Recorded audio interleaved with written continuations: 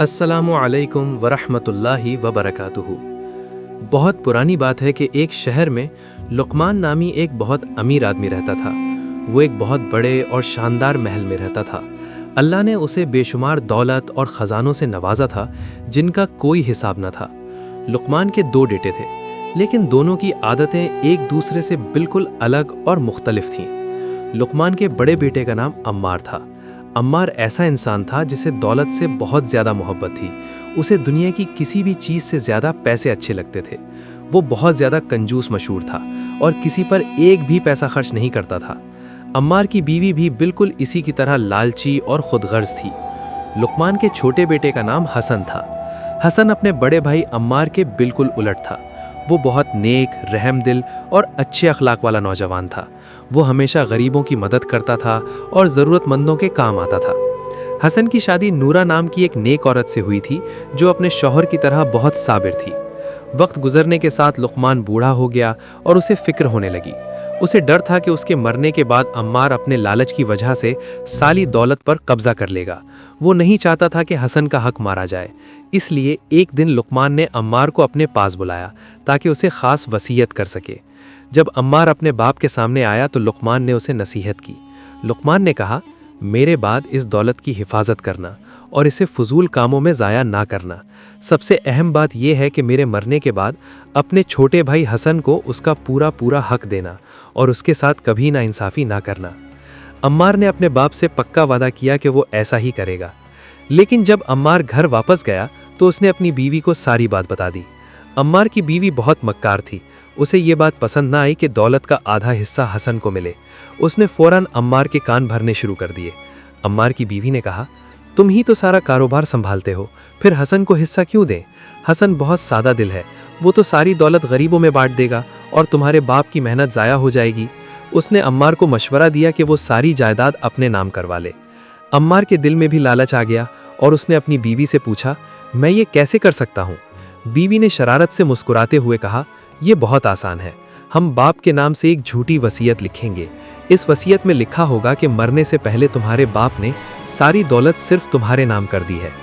इस रात जब बूढ़ा लुकमान गहरी नींद सो रहा था, अम्मार खामोशी से उसके कमरे में दाखिल हुआ। उसने अपने बाप की मोहर चुरा ली जो वो ज़रूरी कागजात पर लगाते थे। अम्मार ने उस मोहर को झूठी वसीयत पर लगा दिया ताकि सब उसे सच समझें। कुछ दिनों बाद लुकमान की बीमारी बढ़ गई और वो इस दुनिया से रुखसत हो गया। लुकमान की वफ़ात पर अम्मार की बीवी बहुत खुश थी क्योंकि अब उसके ख्याल में वो पूरे महल और दौलत की मालिक बन चुकी थी। बेचारा हसन अपने बाप की वफ़ात पर बहुत गमगीन था और उसे ये इल्म न था कि उसका भाई क्या साजिश कर चुका है। वालिद की वफ़ात के कुछ अरसे बाद हसन और उसकी बीवी नूरा अपने भाई अम्मार के पास आए। उनके दिल वालिद की जुदाई के गम से भरे हुए थे। हसन ने बड़े अदब से अपने भाई से कहा कि अब हमें वालिद की वसीयत के मुताबिक जायदाद तकसीम कर लेनी चाहिए ताकि हम सुकून से ज़िंदगी गुजार सकें और हर हकदार को उसका हक मिले। अम्मार ने हसन की बात सुनकर निहायत बेरुखी से उसकी तरफ देखा। उसने मगरूर लहजे में कहा, ए भाई, मरने से पहले वालिद साहब ने तमाम जायदाद मेरे नाम कर दी थी।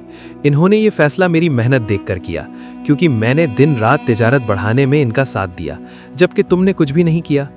हसन ये सुनकर हैरान रह गया और दुख भरे लहजे में बोला, ए अम्मार, अल्लाह से डरो। हमारे वालिद ऐसा कभी नहीं कर सकते थे। वो हम दोनों से बराबर प्यार करते थे और बहुत इंसाफ पसंद थे। अम्मार ने बड़ी चालाकी से जवाब दिया, अगर तुम्हें यकीन नहीं तो मैं तुम्हें वो वसीयत दिखा देता हूँ जिस पर वालिद की मुहर लगी है। अम्मार ने वो झूठी वसीयत निकाली, गवाहों को भी बुलाया जिन्हें उसकी बीवी ने पैसों के लालच देकर तैयार किया था। इन झूठे गवाहों ने कसम खाकर कहा कि ये लुकमान साहब की आखिरी वसीयत है। हसन ने जब कागज़ पर अपने वालिद की असली मोहर देखी तो वो सदमे से खामोश हो गया। हसन को खामोश देखकर अम्मार ने हमदर्दी का नाटक किया और उसके कंधे पर हाथ रखकर कहा, तुम परेशान ना हो, मैं तुम्हें सड़क पर नहीं छोड़ूंगा।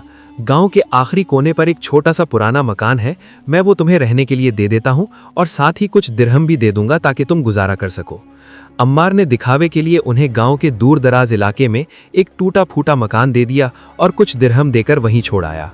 हसन और नूरा के पास अब दुनिया का कोई सामान न था।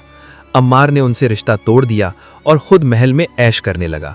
हसन ने हिम्मत न हारी और रोज सुबह सवेरे काम की तलाश में मंडी जाने लगा, जहां वो लोगों का बोझ उठाता और ताजिरों की मदद करता। हसन सारा दिन सख्त मेहनत करता, लेकिन उसे इतना कम पैसे मिलते कि मुश्किल से एक वक्त की रोटी का इंतजाम हो पाता। इतनी गुर्बत और तंगी के बावजूद हसन और नूरा सब्र करते और हर हाल में अल्लाह का शुक्र अदा करते। नूरा अपने शौहर को परेशान देखकर मुस्कुराती और मीठी बातों से उसकी थकन दूर कर देती। एक शाम जब हसन और नूरा अपने छोटे से घर में बैठे थे तो दरवाजे पर दस्तक हुई। हसन ने दरवाजा खोला तो सामने एक बूढ़ा मुसाफिर खड़ा था जो सफर की वजह से बहुत थका हुआ लग रहा था। उसने धीमी आवाज में कहा, मैं एक परदेसी हूँ और बहुत भूखा हूँ, क्या मुझे कुछ खाने को मिल सकता है? हसन ने बगैर सोचे उस बुजुर्ग को अंदर बुलाया। घर में सिर्फ एक रोटी का टुकड़ा था जो उन्होंने रात के खाने के लिए रखा था। हसन ने वो रोटी खुशी से उस बुजुर्ग को दे दी। बुजुर्ग ने खाना खाया और जाते हुए अपनी चादर से एक छोटा सा हथौड़ा निकाला और हसन को देते हुए कहा, इसे संभाल कर रखना। बुजुर्ग ने हसन को वो छोटा सा हथौड़ा देते हुए एक नसीहत की। उन्होंने कहा, ए मेरे बेटे, अपनी इस मेहमान नवाजी के बदले में मैं तुम्हें ये तोहफा दे रहा हूँ। इसे किसी महफूज जगह छुपा कर रखना और इसका राज किसी को मत बताना। अगर तुमने किसी को बता दिया तो इसकी ताकत हमेशा के लिए खत्म हो जाएगी। हसन ने हैरत से वो हथौड़ा लिया और पूछा, जनाब, इस मामूली से हथौड़े में क्या खास बात है? बुजुर्ग ने एक पुरस्कार मुस्कुराहट के साथ जवाब दिया, तुम्हें इसका राज सही वक्त आने पर खुद ही मालूम हो जाएगा। मैं फिर कभी आऊंगा और तुम्हें और बताऊंगा। ये कहकर वो बुजुर्ग अंधेरे में गायब हो गए। हसन हैरानी के आलम में अपने घर के अंदर आया। उसने वो हथौड़ा एक पुरानी लकड़ी की मेज पर रख दिया। इस मेज पर पहले से लोहे का एक जंग सा आलूद और बेकार टुकड़ा पड़ा हुआ था। हसन और उसकी बीवी उस रात भूखे ही सो गए, मगर हसन के जहन में बार बार उस बुजुर्ग की बातें घूमती रहीं। जब अगली सुबह हसन की आंख खुली तो उसने मेज की तरफ देखा और अपनी आंखों पर यकीन न कर सका। वहां लोहे का वो जंग सा आलू टुकड़ा मौजूद न था, बल्कि उसकी जगह सोने का एक बेहद खूबसूरत और चमकदार हार रखा हुआ था। हसन दंग रह गया कि एक ही रात में ये तब्दीली कैसे मुमकिन है। हसन ने वो सोने का हार उठाया और फौरन शहर के सुनार के पास गया। सुनार ने जब वो हार देखा तो उसकी कारीगरी देखकर हैरान रह गया। उसने हसन को उस हार की बहुत बड़ी कीमत अदा की। हसन ढेर सारा खाना और घर का जरूरी सामान खरीदकर खुशी खुशी अपनी बीवी के पास वापस आया। अगली सुबह वो बुजुर्ग दोबारा हसन के दरवाजे पर आए। हसन ने उनका शुक्रिया अदा किया और हथौड़े के बारे में पूछा। बुजुर्ग ने बताया, ये एक जादुई हथौड़ा है जो अपने पास रखी हुई किसी भी मामूली धात को खालिस सोने में बदल देता है। ये तुम्हारे सब्र और नेक दिली का इनाम है, इसे संभाल कर रखना। बुजुर्ग ने फिर ताकीद की कि इस हथौड़े का राज किसी पर जालिर ना करना, वरना ये एक आम हथौड़ा बन जाएगा। ये कहकर वो बुजुर्ग दोबारा चले गए और हसन ने जब बाहर निकाल कर देखा तो उनका कहीं नामो निशान न था। हसन को अब समझ आ गया था कि अल्लाह ने उनकी गरीबी दूर कर दी है। उस रात हसन ने तजुर्बा करने के लिए मेज़ पर टिन के कुछ सस्ते टुकड़े रखे और दूर से देखने लगा। उसने देखा कि आधी रात को वो हथौड़ा खुद ब खुद हवा में बुलंद हुआ और छोटे छोटे गैबी वजूद उसके गिर्द काम करने लगे। वो हथौड़ा टिन पर छींटे लगाकर उसे सोने के जेवरात में बदल रहा था।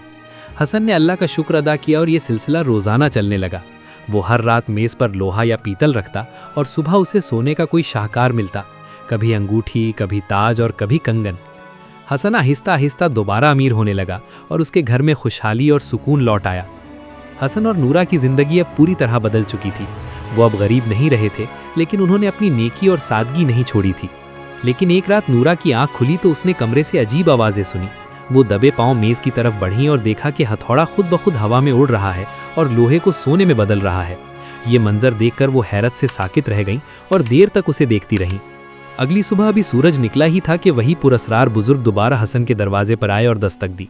इससे पहले कि हसन कुछ कहता, बुजुर्ग ने संजीदा लहजे में कहा, ए हसन, ये जादुई हथौड़े का राज अब खुल चुका है। जिसे छुपाने की ताकीद की गई थी वो तुम्हारी बीवी अपनी आंखों से देख चुकी है, इसलिए अब इसका जादू खत्म हो जाएगा। हसन ये सुनकर बहुत उदास हुआ, क्योंकि उसने जानबूझकर किसी को कुछ नहीं बताया था, लेकिन उसने अक्लमंदी से काम लिया। उसने बुजुर्ग से इल्तिजा की, ए मोहतरम बुजुर्ग, अगर इसका जादू खत्म होना ही है तो जाने से पहले इन गैबी ताकतों को हुक्म दें कि वो मुझे धातों को खूबसूरत शक्ल देने और मिट्टी को सोना बनाने का फन सिखा दें। बुजुर्ग हसन की इस बात पर बहुत खुश हुए और उसकी कद्र की।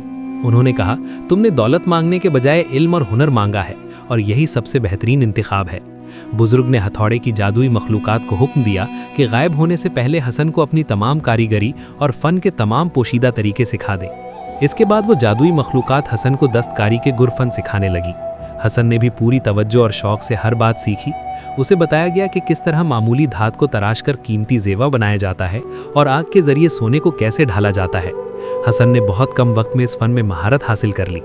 जब हसन का सबक पूरा हो गया तो वो जादुई हथौड़ा एक आम हथौड़ा बन गया और वो बुजुर्ग भी वहां से हमेशा के लिए रुखसत हो गए। अब हसन के पास कोई जादू ना था, लेकिन उसके हाथों में वो हुनर आ चुका था। वो अब अपनी मेहनत से करामात दिखाने के लिए तैयार था। हसन ने सोने चांदी के जेवरात बनाना शुरू कर दिए। उसकी बनाई हुई चीज़ें इतनी खूबसूरत और नफीस होती थीं कि शहर के बड़े बड़े ताजिर देखकर हैरान रह जाते थे। पूरे मुल्क में हसन की कारीगरी के चर्चे होने लगे और लोग दूर दूर से उसके पास आने लगे। उसने शहर में अपनी एक बड़ी दुकान खोली जहां वो बेशकीमती ताज और जेवर तैयार करता था। उसकी कामयाबी की खबरें शाही महल तक पहुंच गईं और बादशाह ने भी उसे अपने दरबार में बुलाने का फैसला किया। बादशाह की बेटी के लिए हसन ने ऐसा ताज तैयार किया जिसकी चमक ने सबको हैरान कर दिया। बादशाह खुश होकर हसन को बहुत सा इनामो इकराम दिया और उसे शाही जेवर साज का खिताब अता किया। अब हसन शहर के अमीर तरीन लोगों में शामिल हो चुका था, लेकिन उसका दिल अभी भी पहले की तरह नर्म और रहम दिल था। हसन अक्सर कहता था कि ये सब अल्लाह का फजल है और वो मेहनत की अजमत पर यकीन रखता था। जबकि इधर अम्मार के हालात आहिस्ता आहिस्ता बदलने वाले थे। जहां एक तरफ हसन अपनी मेहनत और हुनर की वजह से तरक्की कर रहा था, वहीं दूसरी तरफ उसके बड़े भाई अम्मार के हालात बदलने लगे थे। अम्मार ने जो दौलत धोखे से हासिल की थी उसमें कोई बरकत ना थी। उसकी लालची बीवी अब उसे भी धोखा देने लगी थी और उसने घर के मुलाजमों के साथ मिलकर साजिशें शुरू कर दी थी। अम्मार की बीवी ने एक दूसरे मक्कार आदमी के साथ मिलकर अम्मार की सारी दौलत आहिस्ता आहिस्ता अपने नाम करवा ली। अम्मार को इस बात का इल्म तब हुआ जब बहुत देर हो चुकी थी। एक दिन उसकी बीवी ने उसे धक्के देकर उसी आलीशान महल से बाहर निकाल दिया जिसके लिए अम्मार ने अपने भाई का हक मारा था। अब अम्मार के पास ना घर था और ना ही कोई पैसा। वो सड़कों पर आ गया और भीख मांगने पर मजबूर हो गया। उसके वो तमाम दोस्त जो उसकी दौलत की वजह से उसके साथ थे, अब उसे पहचानने से भी इनकार कर रहे थे। अम्मार को अब अपनी गलतियों का एहसास होने लगा था, लेकिन वो बेहद शर्मिंदा था। एक दिन हसन और नूरा अपने महल के बाहर गरीबों में खाना तकसीम कर रहे थे। उन्होंने देखा कि लोगों की भीड़ में एक शख्स बेहद बुरी हालत में ज़मीन पर गिरा हुआ था। उसके कपड़े फटे हुए थे, वो बहुत कमज़ोर हो चुका था और भूख की वजह से उसमें खड़े होने की भी ताकत ना थी।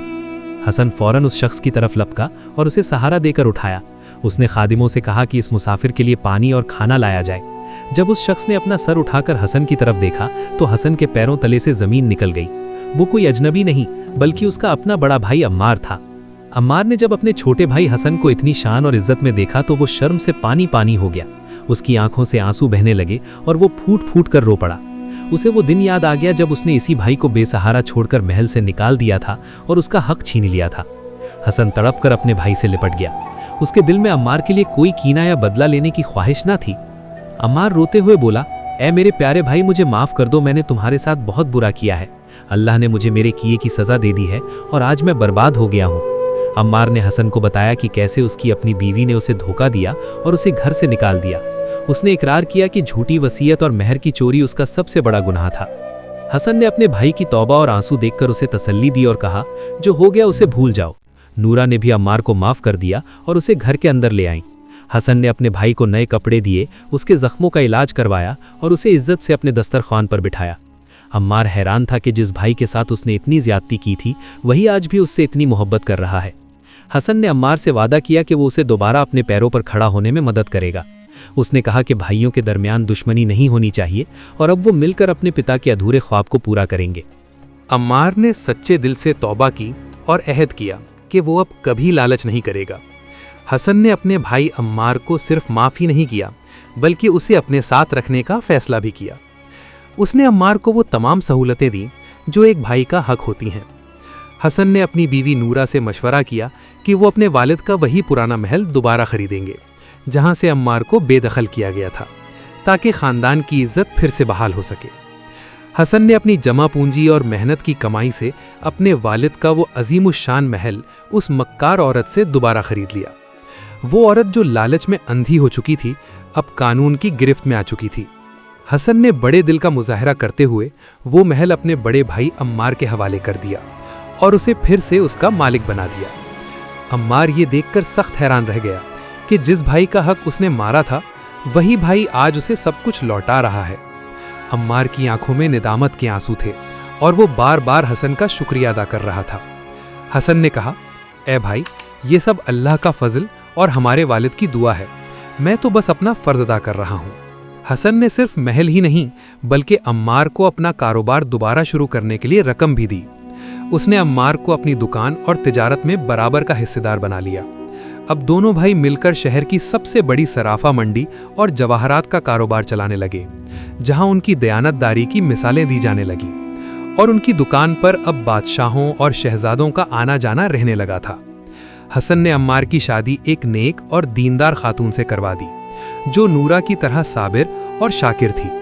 अब दोनों भाइयों के घर खुशियों से भर गए थे। हसन और अम्मार के बच्चे एक साथ खेलते और आपस में मोहब्बत करना सीखते थे, और अम्मार अपने बच्चों को हमेशा लालच से दूर रहने की तालीम देता था।